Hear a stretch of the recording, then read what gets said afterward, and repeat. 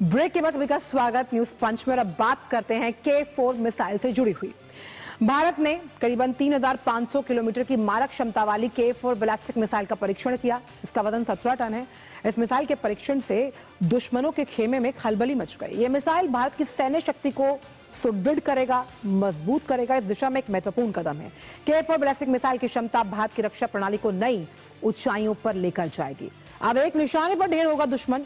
समुद्र से इसकी लॉन्चिंग की गई और मीडिया रिपोर्ट्स के दावों की अगर माने तो न्यूक्लियर ट्राइड को अब मजबूती मिलती हुई नजर आएगी।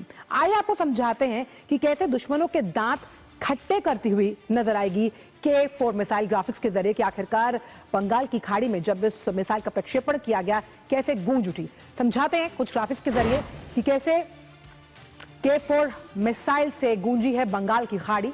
और मीडिया रिपोर्ट्स के हवाले से खबर है कि जब हम परमाणु सक्षम K4 मिसाइल की बात करते हैं तो इसका जो परीक्षण है वो INS अरिघात पनडुब्बी से इसे लॉन्च किया गया और कैसे ये भारत की आत्मनिर्भरता को और बढ़ाएगी रक्षा क्षेत्र में। अब इस पूरी मिसाइल की खासियत क्या है, कैसे इसे DRDO ने तैयार किया, उस पर भी डालते हैं एक नजर ग्राफिक्स के जरिए। तो DRDO ने इस मिसाइल को तैयार किया। 3,500 किलोमीटर रेंज है इसकी। 17 से 20 टन इस मिसाइल का वजन है। 2 टन तक का न्यूक्लियर पेलोड यानी न्यूक्लियर पेलोड ले जाने में सक्षम है ये।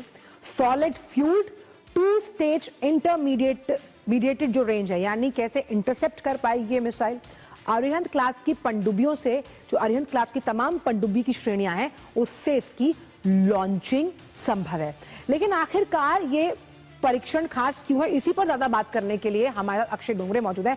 अक्षय, K4 का ये परीक्षण इतना खास क्यों है और ये कैसे हमारी रक्षा प्रणाली को और सुदृढ़ मजबूत बनाएगा?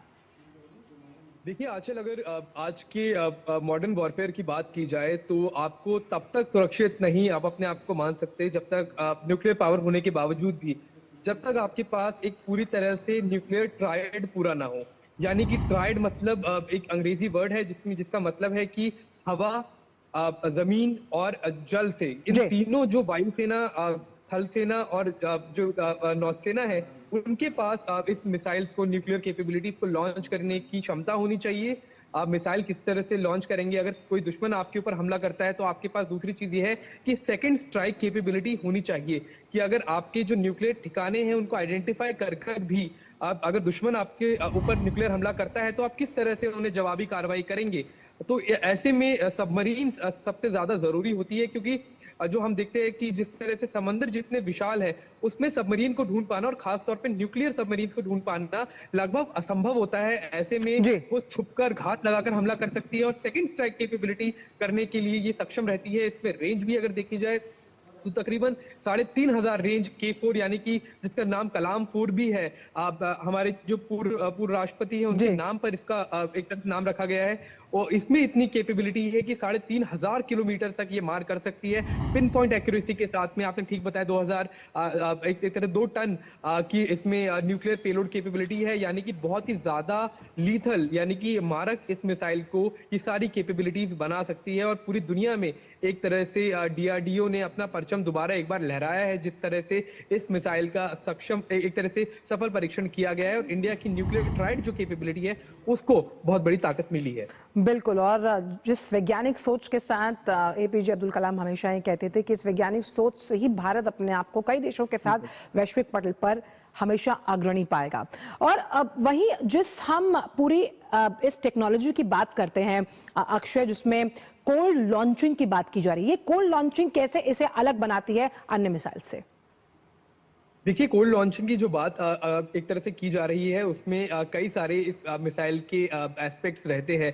पहली चीज एक तो ये रहती है कि इसमें सेकंड स्ट्राइक कैपेबिलिटी जिस तरह से है वो कहीं ना कहीं आप एक हिडन आपको कैपेबिलिटी रहती है, यानी कि आपके ऊपर हमला नहीं किया जा सकता, आपके ऊपर आपको डिटेक्ट नहीं किया जा सकता ऐसे में आप एक तरह से आप काफी टाइम तक आप एक क्षेत्र में रह सकते हैं, आप छुपे हुए रह सकते हैं। और क्योंकि जो अरिहंत क्लास की सबमरीन्स है वो न्यूक्लियर एक तरह से केपेबल और पावर्ड सबमरीन्स है, उनको रिफ्यूलिंग कराने की जरूरत नहीं रहती। ऐसे में ये जो कैपेबिलिटी है बाकी मिसाइल जो अन्य मिसाइल्स रहती है उसमें ये आपको पता चल जाता है, आप डिटेक्ट कर सकते हैं उन मिसाइल्स को। लेकिन ये जो मिसाइल है तो इसीलिए अक्षय मान सकते हैं कि जिस न्यूक्लियर ट्राइड की आप बात करें, जल थल के साथ साथ आकाश में भी भारत की आत्मनिर्भरता का डंका गूंजता हुआ नजर आएगा जब हम रक्षा प्रणाली को मजबूत करने की बात करते हैं K4 मिसाइल से। बहुत बहुत शुक्रिया अक्षय इन तमाम जानकारी को मुझे साझा करने के लिए।